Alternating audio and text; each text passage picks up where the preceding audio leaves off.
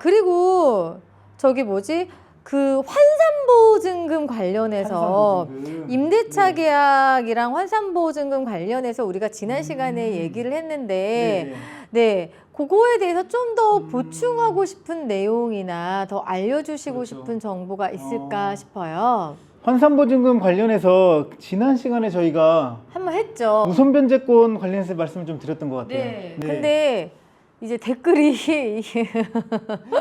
우선 변제권 관련해서 환산보증금이 넘어가게 되면 네. 우선 변제권은 이제 보장을 받지를 못하기 때문에 네. 이제 그런 경우는 뭐 전세권 설정을 해놓으신다거나 뭐 어떤 다른 조치를 취하셔야 된다. 보통은 전세권 설정이 많죠. 네, 그게 뭐 가장 등기상 기재도 되고 네. 확실하기 때문에 서울 같은 경우는 9억이죠. 네. 9억인데 웬만하면 넘어가시는 경우들이 많을 수도 있어요.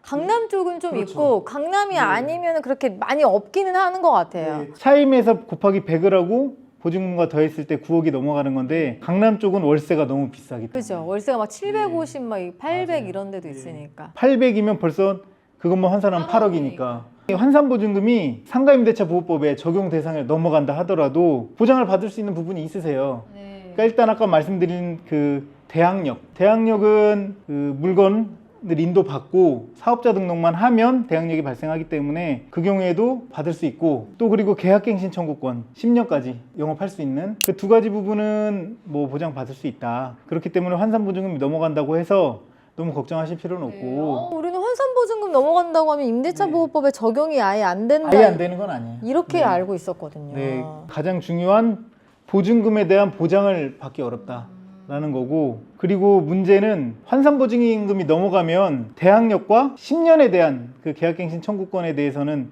보장을 받을 수 있지만 묵시적 갱신을 하게 되면 상가건물 임대차 보호법에 따르면 1년 동안 갱신이 되고 1년 동안 갱신이 되면 묵시적 갱신 상태로 그 이전의 계약이 그대로 연장이 돼서 1년이 계약이 돼서 임대인은 그 1년 계약 기간 내에 해지 청구를 할 수가 없어요. 그리고 임차인만 뭐 묵시적 갱신 상태에서 해지 청구를 할 수가 있는데 계약 종료 시에만 종료를 할 수 있고 그런데 환산보증금이 넘어가서 상가임대차 보호법이 적용이 안 되는 상태에서 묵시적 갱신이 됐다. 그러면 상가임대차 보호법상의 묵시적 갱신 조항이 적용이 안 돼요. 그 이제 좀 정리를 좀 해보면 환산보증금 9억이 넘어가도 임대차 보호법을 좀 내가 적용을 받을 수 있다라는 게 대항력이 있기 때문이다.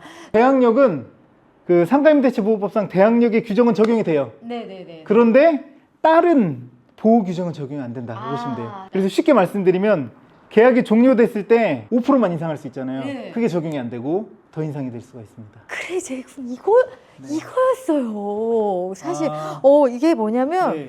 월세 인상. 월세 인상이 제일 네. 예민해서 그래서 이게 좀 조심하셔야 될 게 5%만 인상할 수 있다라는 상가임대차 보호법상 규정이 있어요.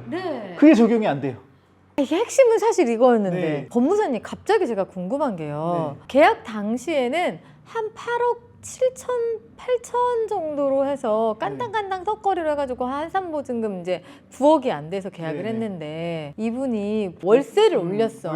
월세는 뭐 쉽잖아 당연히 올리는 게 그렇죠. 2년마다 한 번씩 예를 들어. 그런데 그때 9억이 넘어가는 거예요. 거기 넘어갔어요. 그러면 그 계약 처음에 내가 임대차 보호법 그 적용을 받을 때 그 임대차 계약서 쓸 때는 네. 환산보증금 전이었지만 이 월세가 오르면 9억이 넘어가요. 네, 네. 그럼 그때는 나 뭘 기준으로 적용을 받는 거예요?